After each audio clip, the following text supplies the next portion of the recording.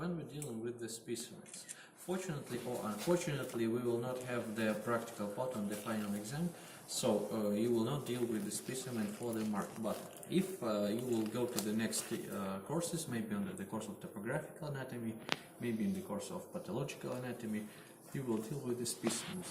Maybe not for mark 2, but still we need to know how to find some structures. First of all, let's take a look at the superficial areas of the head. This is the lateral section through the head area. It includes every structure except the skin. Right, the skin will removed from most of the areas from the head, and we can see the deep structures. First of all, let's try to identify this nerve. Which nerve? Facial nerve. Facial nerve, correct. So you can see it passing through the parotid gland, and the branches are like 5 fingers. Yes. Yeah. So and we can identify each of them. For example, temporal, zygomatic, cervical branches, right? So then let's go to identify the muscles. First of all, muscles of the facial expression. Orbicularis orbili and orbicularis oris. First of all, then mental muscles, then nasal muscles, aliquinasia, I mean the muscles for the wings of the nose. Then the muscles of mastication, masseter muscles and temporalis muscle is here, and it attached to it going through the temporal fossa and attached to the anterior to the crinoid process of the mandible, How to see the difference between arteries, veins, and the nerves? First of all, nerves is white color, and they looking like the laces. They are not hollow inside. There is no cavity inside. In comparison to the veins and arteries, if we take a look at this area, we will find out that this is Artery. what artery? Carotid artery. Carotid artery, common carotid artery, and this is the internal jugular vein. Yeah. They arising from the same.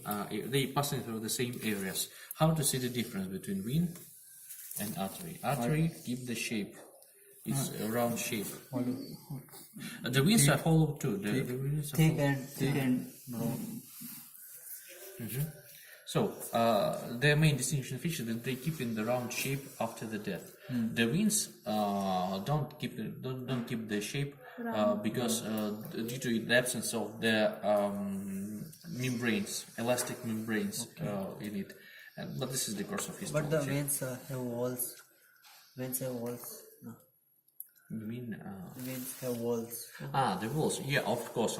Both arteries and veins have the walls, but the structure of the wall differs. I mean, in the details. Generally, it is the same thing. I mean, endothelium, subendothelial layer, muscular layer, adventitia, right? Okay. The same for the veins and the arteries. But arteries differ from the veins due to the presence of elastic membranes between the layers, and so that's why the arteries keep in their shape after the death.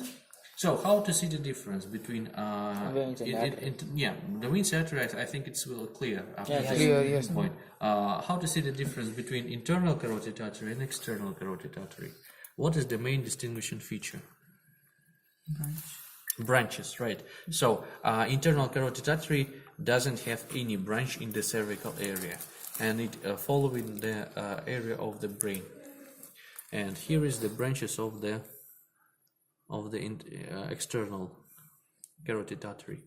What muscle is this?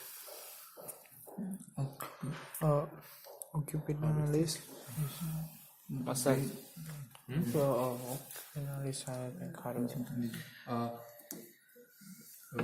Occipitalis Platysma. The subcutaneous muscle of the neck area. This is sternically the mastoid muscle. Then, from the previous topic, we can find some nerves. This one and this nerve. They are lesser, greater auricular, lesser occipital. Then the deep structures of the head. We can see if from the superficial point of view we can see facial nerve, from the deep structure in the maxillary area we can see trigeminal nerve. Trigeminal. Let's try to identify the branches. It will be very difficult. First of all, the mandible, then mandibulary canal. Mandibulary canal. This is the mandibular branch of the trigeminal nerve. Inferior branch. Then we should find the orbit and inferior orbital fissure. It is situated here, and we can see the nerves are, how to say, very difficult to prepare, and so that's why sometimes they are cut off, they are damaged. But you should follow them. You should follow the anatomical landmarks like inferior orbital fissure to see the maxillary nerve, right? And then ophthalmic nerve could be found from the cavity of the brain. Cavity of the brain.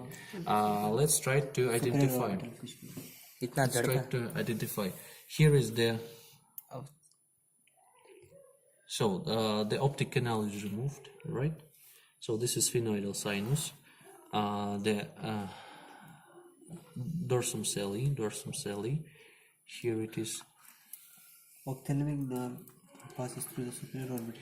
Okay, we cannot find optic nerve. Remove.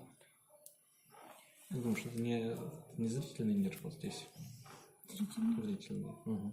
So this is the optic nerve, following the optic canal, right? The rest of the nerves following superior orbital fissure on this side, and they are Mandibular and maxillary.